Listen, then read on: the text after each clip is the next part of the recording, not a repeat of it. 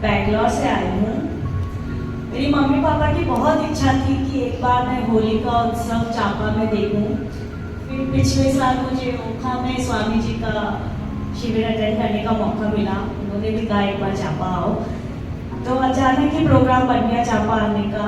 और सोचा नहीं था इतना सुंदर आश्रम होगा जिसे इतने सालों तक मेंटेन किया हुआ है।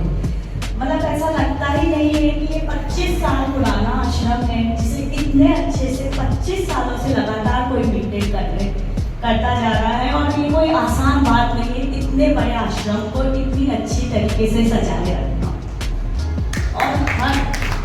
और हर साल ये जो होली का महोत्सव करते हैं, ये एक तरीके से ऐसा लग रहा है मुझे जैसे शादी का काम हो रहा है, जिसमें हम एक पूरे जीवन में एक शादी करके ऐसा लगता है बस हो गया, अब नहीं हो पाएगा।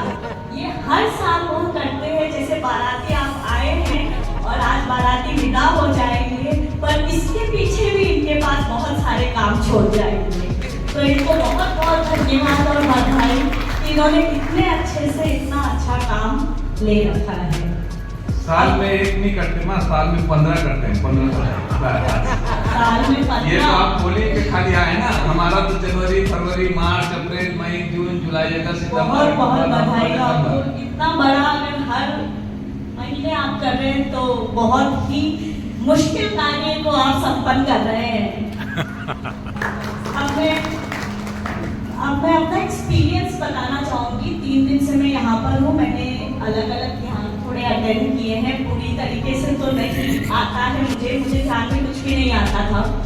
थोड़ा एक्सपीरियंस किया है तो मुझे ऐसा लगता है ओशो की टेक्निक्स बहुत अच्छी है। जैसे कि डायनेमिक ध्यान, सक्रिय ध्यान। तो जनरली ध्यान में लोग सिखाते हैं कि आप अंदर मन में जाइए, कुछ देखिए करिए, पर ओशो सिखाता है पहले आप बाहर निकालिए, पहले आप अपना निकालिए, फिर ही आप अंदर समा पाएंगे। ये मुझे बहुत ही अच्छा लगा। जो कहीं कुछ नहीं होता, हमेशा आपको बताया जाता है आप ध्यान करें, कैसे करना है ये यहाँ बताया जाता है। पहले आप अपने आप को खाली करिए, फिर आप अपने अंदर समाइए। ये बहुत ही अच्छी टेक्निक है। दूसरी मैंने आज की है मंडला ध्यान। मैंने जब मंडला ध्यान किया तो मुझे एक एक्सपीरियंस ऐसा रहा कि कभी कभी हम नींद के लिए दवाई लेते हैं। दवाई लेने की जगह अगर हम ये मंडला ध्यान कर लें, आप आंखों को इतना घुमाएंगे, 10 मिनट अगर घुमाएंगे वो आंखें इतनी थक जाएंगी कि अपने आप बंद होने लगेगी, जो कि बहुत ही अच्छी टेक्निक है जो रियल लाइफ में नहीं अपनाते। कभी कभी होती है प्रॉब्लम। मैंने अभी यही सोचा कि तक दवाई लेने की जरूरत नहीं पड़ी, पर मैंने सोचा कि कभी अगर जरूरत पड़े, नींद ना आए, तो हम ये मंडला ध्यान कर सकते हैं जो कि सिर्फ आंख घुमाने वाला है। तो शायद आपको 10 मिनट में ही नींद आ जाए। तो ये छोटी छोटी टेक्निक मुझे बहुत अच्छी लगी जो शायद मैं जानती नहीं हूँ। जैसे मौन लेने के लिए सब लोग बोलते हैं, हर अलग अलग जगह जाओगे तो कोई कहता है यहाँ पर ध्यान दो, कोई कहता है यहाँ ध्यान दो, कोई यहाँ।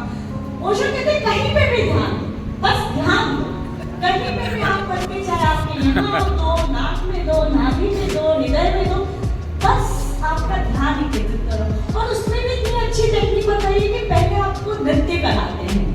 नृत्य करने से आपके पूरा रक्त वाहिनियों में बहने लगता है, उससे आपका सारा ध्यान एक जगह केंद्रित हो जाता है। अगर आप डायरेक्टली बैठ जाएंगे ध्यान देने तो शायद उतना मन ना लगे, लेकिन क्योंकि आप नृत्य कराते हैं और उसके बाद ध्यान कराते हैं तो आपकी सारी ऊर्जा एक जगह एकत्रित होने में बहुत मदद होगी।